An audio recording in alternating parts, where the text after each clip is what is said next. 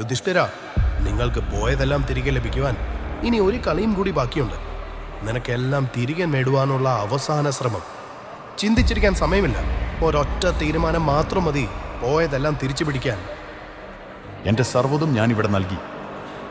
ഇല്ല, നൽകിയിട്ടില്ല. വിലക്കപ്പെട്ട മറ്റൊന്നുണ്ട്. ദ്രൗപദി.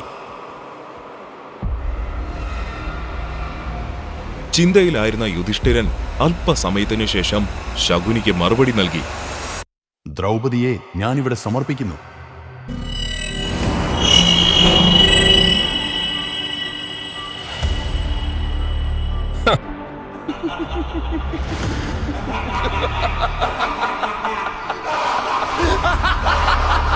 കർണന്റെ കണ്ണുകളിൽ ഒരു ജ്വാല കത്തിയെരിയുന്നുണ്ടായിരുന്നു. അപമാനമേറ്റ് കെട്ടുകടന്ന ആ കനൽ ആളിക്കത്തുവാൻ തുടങ്ങി.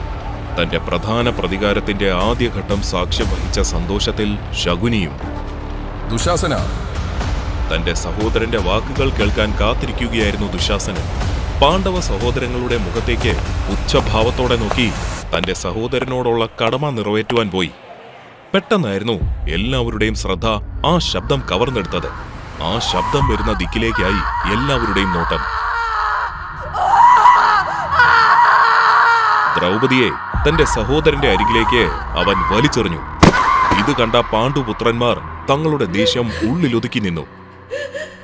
നിങ്ങളുടെ പുത്രൻ ക്രൂരമായ വാക്കുകൾ പറഞ്ഞിട്ടും എതിർക്കാത്തതെന്താണ്? പിതാവല്ല, ഇവിടെ ആരും എനിക്കെതിരെ സംസാരിക്കില്ല, നിന്റെ ഭർത്താക്കന്മാരടക്കം.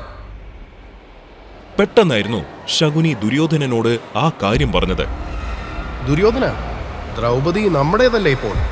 അങ്ങനെയാണെങ്കിൽ അവളുടെ ആഭരണങ്ങളും വസ്ത്രങ്ങളും നമുക്ക് അവകാശപ്പെട്ടതല്ലേ? ദുശാസന, അവളുടെ വസ്ത്രങ്ങൾ അഴിച്ചു മാറ്റൂ.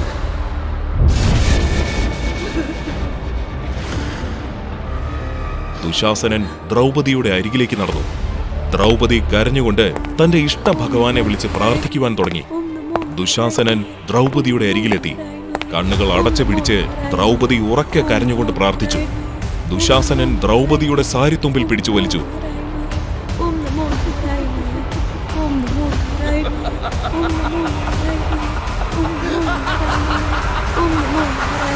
നിർത്തു ദുശാസന!